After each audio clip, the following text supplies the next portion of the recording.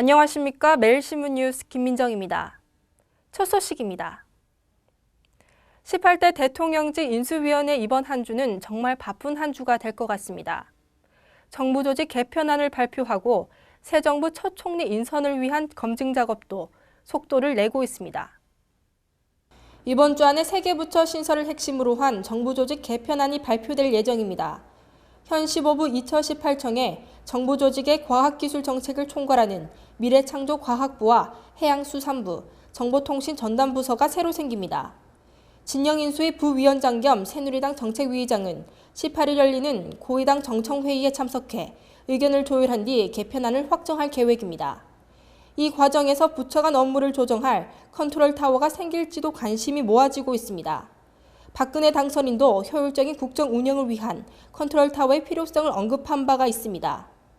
하지만 박 당선인이 책임 총리제 도입을 약속한 만큼 별도 기구보다는 총리에게 조정 역할을 맡기지 않겠냐는 관측도 나오고 있습니다. 총리 후보군의 기류가 통합을 강조한 호남 인사에서 국정 현안 대처 능력을 갖춘 인물로 바뀐 것도 이런 맥락으로 풀이됩니다. 이런 가운데 박근혜 당선인은 지난 주말부터 일정을 최소화하고 총리 후보군에 대한 검증 등 인선 작업에 집중하고 있는 것으로 알려졌습니다.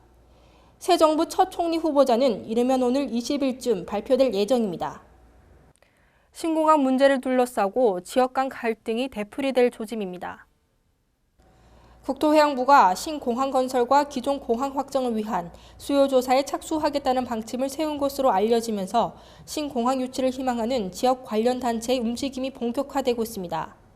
김해공항 가덕 이전 심의추진단과 범시민운동본부는 14일 오전 부산시의회 브리핑실에서 기자회견을 열고 박근혜 당선인의 공약 이행을 촉구했습니다. 또 허남식 부산시장도 지난 9일 인수위를 방문해 포화 상태에 이른 김해공항의 가덕도 이전을 요구했습니다. 영남권 다른 지역의 움직임도 바빠졌습니다. 대구 상공회의소와 남부권 신공항 범시도민 추진위원회는 오늘 23일 신공항 입지를 기존 경남 밀양시 한합읍에서 창원시 대산면으로 넓히자는 내용의 토론회를 개최할 예정입니다. 대구시의회 남부권 신공항 추진특별위원회도 최근 조속한 신공항 건설을 촉구하는 청원서를 인수위에 전달한 것으로 알려졌습니다. 한편 국토해양부는 신공항 사업에 대해 동남권이라는 명칭을 피하고 올해 안으로 신공항 건설과 기존 공항의 확장을 위한 공항 수요조사에 착수하겠다는 기본 방침을 밝힌 것으로 전해졌습니다. 이는 부산은 동남권 또는 가덕 신공항, 다른 지역은 남부권 신공항이라는 명칭을 각각 사용하고 있어 논란을 피하기 위한 것으로 풀이됩니다. 경북 상주에서 발생한 염산 누출 사고의 원인은 탱크 밸브 파손 때문인 것으로 확인됐습니다.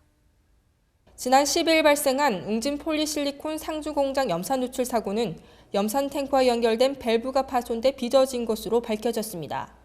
국립과학수사연구원은 현장을 둘러본 결과 메인 밸브가 파괴돼 염산이 누출된 것을 확인했다면서 유관 검사만으로는 정확한 원인을 말할 수 없는 만큼 파괴된 밸브를 수거해 정밀 검사로 원인을 밝힐 예정이라고 설명했습니다.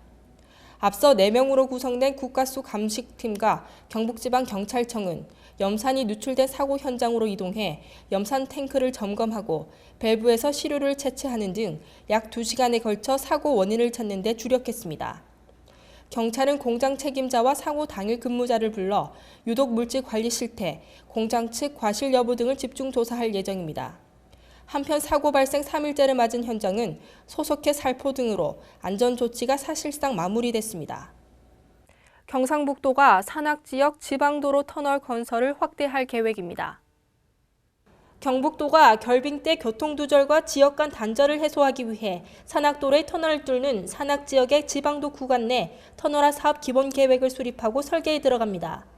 상습 결빙으로 교통이 끊기는 52개 구간을 조사해 우선순위를 정하고 시급한 곳부터 터널화 사업을 추진합니다.